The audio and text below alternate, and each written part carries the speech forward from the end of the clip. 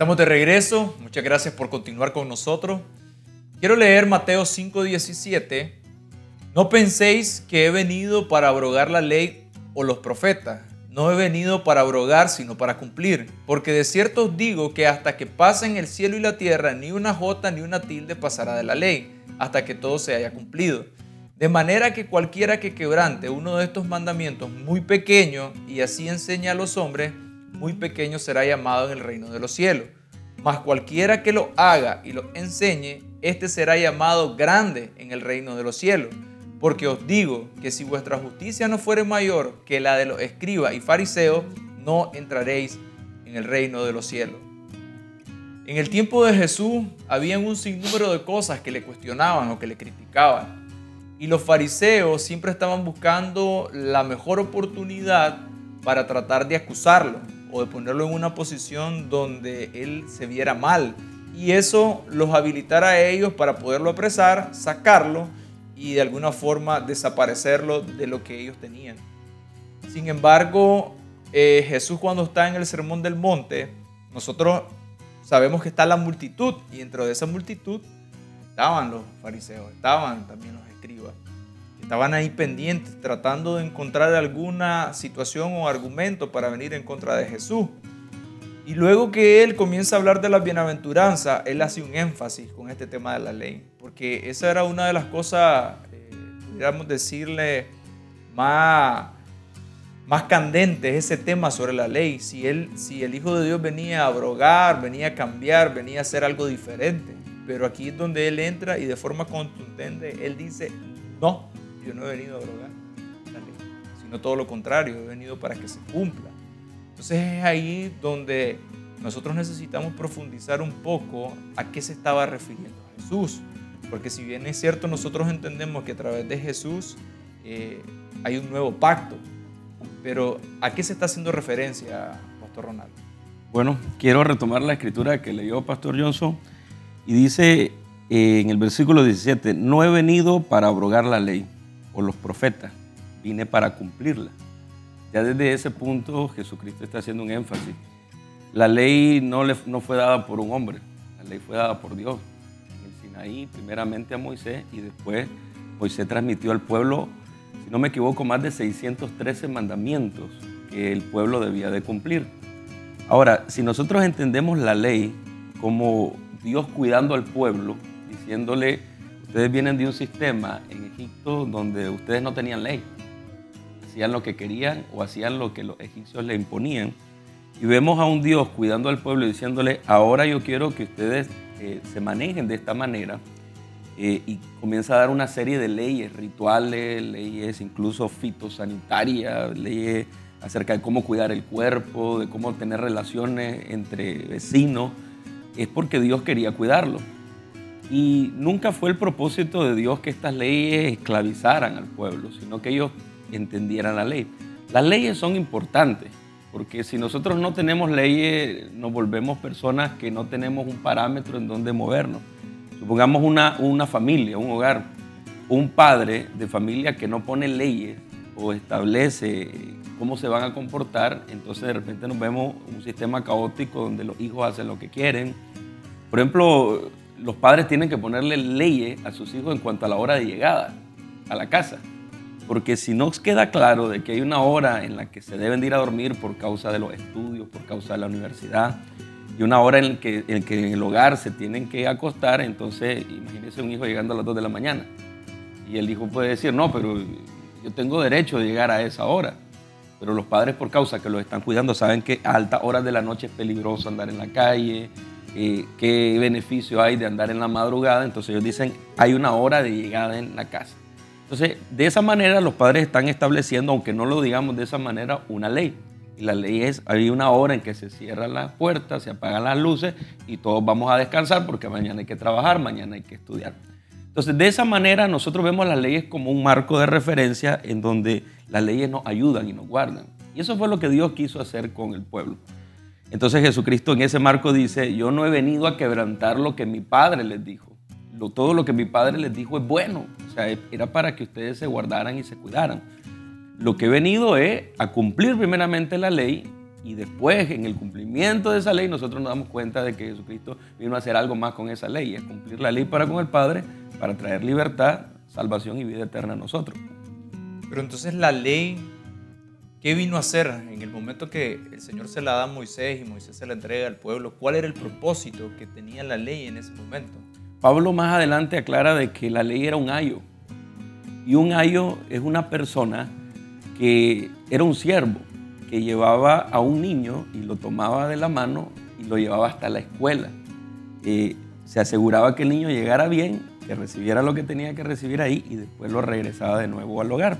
O sea, era como alguien que cuidaba a un niño chiquito para llevarlo a un lugar de enseñanza y después regresarlo al lugar de su casa.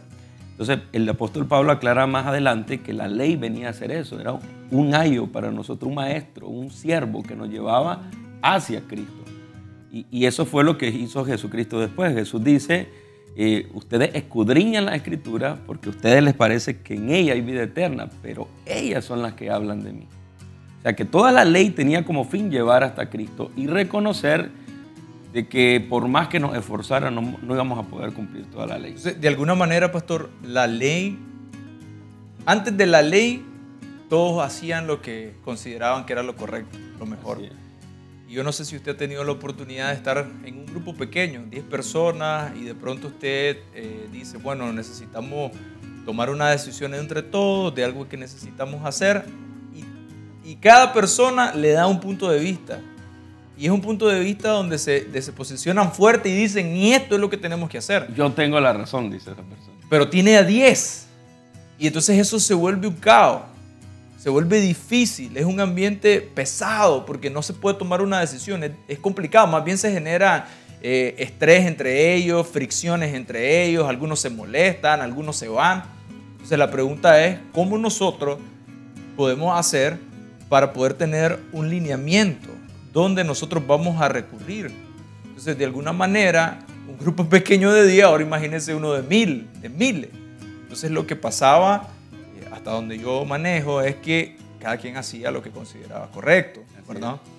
Sin embargo, cuando viene la ley, una de las cosas que traía como propósito era mostrar el pecado. Porque antes de la ley, uno no sabía si era pecado o no era pecado. Pero mostrada la ley, ahora sí. Mira, la ley dice que tenés que honrar a tus padres. Entonces tal vez yo antes los deshonraba y yo no sabía que eso era un pecado, pero ahora la palabra dice eso. Entonces si yo los estoy deshonrando, el pecado se me muestra y de alguna forma lo puedo ver en mi vida. Así, estamos bien, porque por ejemplo cuando Moisés sube al monte y pasa 40 días a solas con Dios y el pueblo se desespera porque no ve bajar a Moisés, está viendo humo y truenos y escucha todo lo que pasa ahí arriba y entra en pánico, entra en pavor el pueblo. ¿Qué es lo primero que hace? Crean un becerro de oro, porque en su mentalidad eso era lo que ellos tenían que hacer, en lo que los egipcios le habían metido en su cultura, en su corazón, eso es lo que tenían que hacer.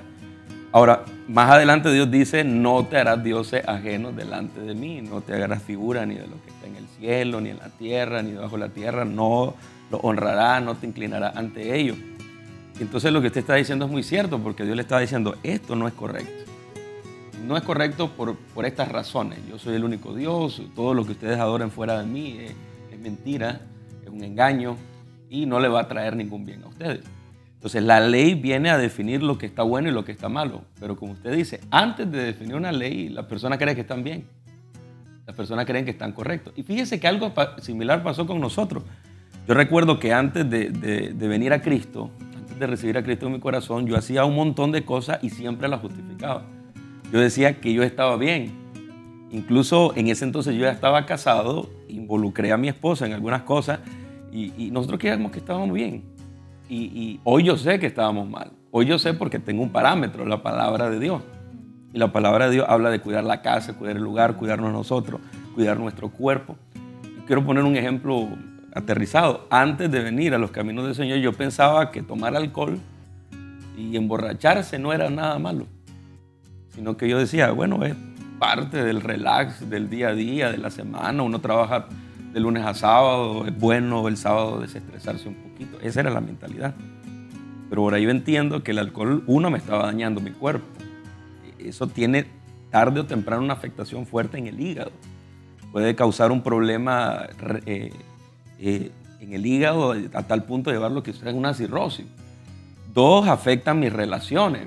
Porque realmente cuando uno está bajo los efectos del alcohol, lo que hace es cometer locura. Y ese termina haciendo cosas de las cuales después se arrepiente. Tres, estaban afectando mi finanza. Porque uno no puede mantener un estilo de vida donde todos los fines de semana sale de parranda sin pensar que eso va a tener algún efecto en el hogar, en la economía del hogar. Y cuarto, afectaba mi relación matrimonial, muy negativamente. Entonces yo entiendo hoy que cuando Dios dice en su palabra, no se embriaguen, no se emborrachen, porque eso causa disolución, mejor sean llenos del Espíritu, lo que está diciendo es, esto te va a llevar por un camino que no es correcto. Esto va a traer consecuencias negativas a tu vida. No edifica. No edifica y va a dañar tu matrimonio, va a dañar tu hogar. Ahora yo lo sé, pero antes yo lo justificaba y antes yo decía, estoy bien, estoy correcto. Y eso es algo en lo que tiene que venir una revelación a cada persona. ¿Por qué? Porque yo pudiera estar diciendo esto hoy, de un testimonio mío, pero tal vez alguien que me escucha dice, no, estás equivocado. Y está bien, está en todo su derecho de decir que yo estoy equivocado. Pero no estoy hablando de algo que yo pienso, estoy hablando de algo que está en la palabra de Dios, que es un mandamiento. Entonces, cuando yo voy a la palabra de Dios me doy cuenta que aquello que yo pensaba que estaba correcto, en realidad estaba muy equivocado. Y eso es lo maravilloso de la palabra, porque yo también me identifico con usted. Antes de conocer del Señor, yo creía que yo era bueno, que yo ayudaba, si yo soy bueno, si yo ayudo a la gente cuando puedo. Pero cuando vengo a la palabra y comienzo a conocer cada uno de sus detalles, me doy cuenta de que yo estoy lejos de ser alguien bueno realmente. Bueno desde mi perspectiva. Así es. Pero cuando yo soy expuesto hacia otras personas y más a la palabra, yo me doy cuenta que no. Y hay una frase que usamos mucho, yo soy bueno, yo no le hago daño a nadie. Yo soy bueno, el Señor conoce mi corazón, esa es otra, Sí. pero cuando ya comenzamos a profundizar nos vamos a dar cuenta de un sinnúmero de cosas que no están bien. Entonces, de alguna manera, la ley, eso es lo que viene a traer a nuestra vida, nos viene a mostrar qué cosas están bien y qué cosas no están bien, no desde el punto de vista del hombre ni de lo que yo creo, sino de lo que dice el Señor, lo que dice la palabra. Y después, cuando la ley comienza a darse a todo el pueblo y comienzan a vivir en ella, y después llega el momento donde aparece Jesús, evidentemente otra de las cosas que pasaba es que la ley era imposible poderla cumplir toda por nuestra propia cuenta. O sea, la ley nosotros no íbamos a poderla cumplir porque era demasiada, por nuestra debilidad, por nuestra naturaleza pecaminosa, por la iniquidad que está en nosotros. Entonces, todas esas cosas no me iban a permitir poderla cumplir. Entonces, es ahí donde se muestra el segundo propósito clave de la ley, que tenía que ver con mostrarnos una condición de pecado, pero lo segundo, que necesitábamos un Salvador. O sea, que por nuestra cuenta no lo podíamos lograr. Y yo quiero que profundicemos un poco sobre eso, pero vamos a ir a un corte y regresamos.